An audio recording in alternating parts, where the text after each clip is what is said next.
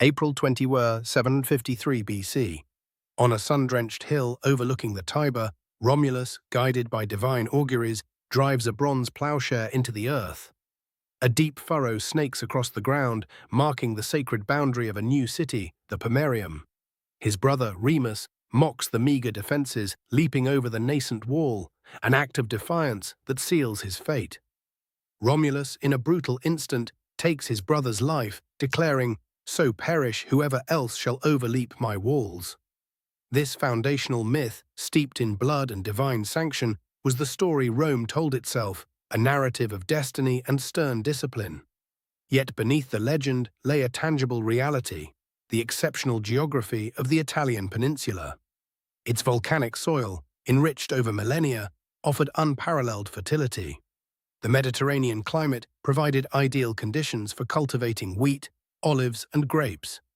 The agricultural trinity that sustained ancient civilizations. Situated centrally within the Mediterranean basin, Italy became a natural heir to the accumulated agricultural innovations of Eurasia. This rich material base generated the critical surplus of food and resources necessary to sustain a growing urban population and, crucially, a professional army. This foundation of agricultural wealth and strategic location forged the crucible from which Rome's unprecedented power would eventually emerge. The year is 509 BC. The last king of Rome, Lucius Tarquinius Superbus, a tyrant whose reign was marked by cruelty and despotism, is overthrown. This was no mere coup. It was a revolution spearheaded by Lucius Junius Brutus, whose family had suffered under Tarquin's oppressive rule. According to Livy, the immediate catalyst was the rape of Lucretia, a noblewoman, by Tarquin's son Sextus. Her suicide, witnessed by Brutus and other prominent Romans, ignited the flames of rebellion. Brutus, renowned for feigning idiocy to evade the king's suspicions, now revealed his true character. He rallied the people, presenting Lucretia's body in the Forum, a visceral symbol of royal depravity. The Roman populace, weary of decades of tyranny, rose in unison. Tarquin and his family were banished, and the monarchy, a system that had defined Rome for 2.5 centuries, was abolished. This pivotal moment marked the birth of the Roman Republic, a radical shift from rule by a single monarch to governance by a complex interplay of institutions. Rome did not merely swap one king for another, it exchanged the arbitrary will of a monarch for a nascent system of laws, assemblies, and magistrates. This was Rome's unique political genius, a commitment to structured governance even amidst internal strife. Central to this new order was the concept of citizenship, a profound innovation that bound the freeborn population to the state with mutual rights and responsibilities. Every male citizen was not just a subject, but a participant, albeit with varying degrees of influence depending on social class. This new political framework fostered an unprecedented sense of collective identity and shared purpose. From this crucible emerged the citizen soldier, the bedrock of Rome's early military might.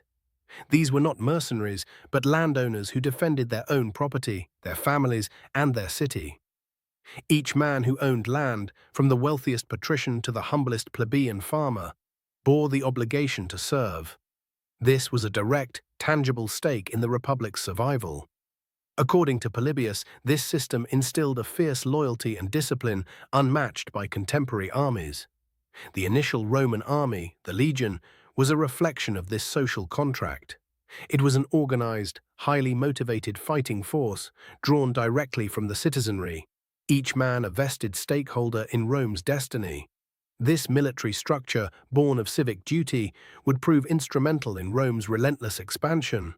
The early Republic, while far from perfect, laid down the institutional foundations that allowed Rome to overcome its internal tensions, particularly the struggle between patricians and plebeians, and to project its power outward.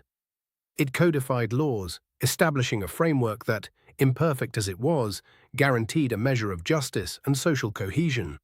This blend of civic participation and military obligation, forged in the fires of revolution, set Rome on a trajectory toward unprecedented power.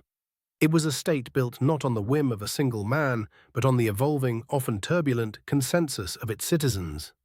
The nascent republic, with its citizen soldiers, quickly established a new economic model, Conquest as a primary source of revenue. The legions, driven by civic duty, brought back not only territory but immense spoils of war. Plunder, in effect, funded the state. This flow of wealth from subjugated peoples became integral to Rome's finances, sustaining its expanding infrastructure and military campaigns. It was an economic engine built on expansion, an early indication that peace might be detrimental to Rome's solvency. Yet beneath this external prosperity, a profound internal crisis festered. The backbone of the Roman army, the small plebeian farmer, frequently faced financial ruin. Crop failures, the devastation of war on their lands, or extended military service often led to crushing debt. Without a robust system of state support, these plebeians turned to wealthy patrician creditors. This often resulted in Nexum, a brutal form of debt bondage where a debtor pledged his labor or even his person to his creditor until the debt was repaid. The plebeians, who bled for Rome on the battlefield, found themselves enslaved by debt in their own city. This growing injustice reached a boiling point around 494 BC, culminating in the First Secession of the Plebs. They abandoned Rome, withdrawing to the Sacred Mount, refusing to fight or work, effectively paralyzing the Republic. According to Livy, the patricians, desperate to resolve the crisis, sent Menenius Agrippa to negotiate. Agrippa recounted the fable of the belly and the limbs. The limbs, plebeians, refused to serve the belly, patricians, believing it consumed all the fruits of their labor. But the belly, Agrippa explained, was essential, nourishing the entire body. This story, a plea for unity and mutual dependence, eventually persuaded the plebeians to return. But the secession exposed a fundamental flaw in Rome's economic and social fabric, a persistent debt problem that would plague the Republic for centuries. The reliance on conquest for wealth, coupled with the systemic oppression of debt, planted the seeds of future instability. Rome, in its very birth, contained the elements of its own eventual slow poisoning. The legacy of early Republican Rome is a complex tapestry woven from innovation and contradiction. Its capacity for institutional adaptation, particularly in the face of the crippling debt crises, proved crucial for its survival and ascent. The plebeian secessions, though born of desperation, forced the patrician elite to concede reforms, such as the creation of the tribunes of the plebs and the codification of the law of the 12 tables. These adaptations, however grudging, allowed Rome to temporarily alleviate social pressures and maintain a semblance of unity.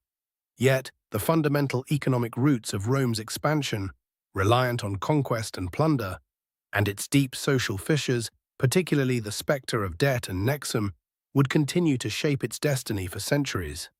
The wealth flowing into Rome from subjugated territories was never distributed evenly. It exacerbated the gap between the opulent few and the struggling many, fueling persistent class struggles that would erupt again and again throughout the Republic's history.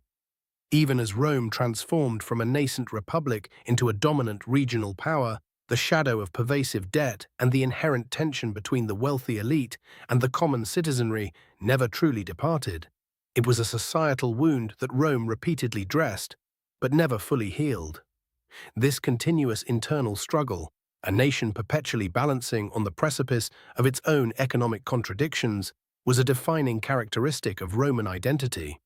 The very mechanisms that allowed Rome to overcome its early challenges, the citizen army, the pursuit of conquest, also laid the groundwork for future conflicts that would eventually consume it.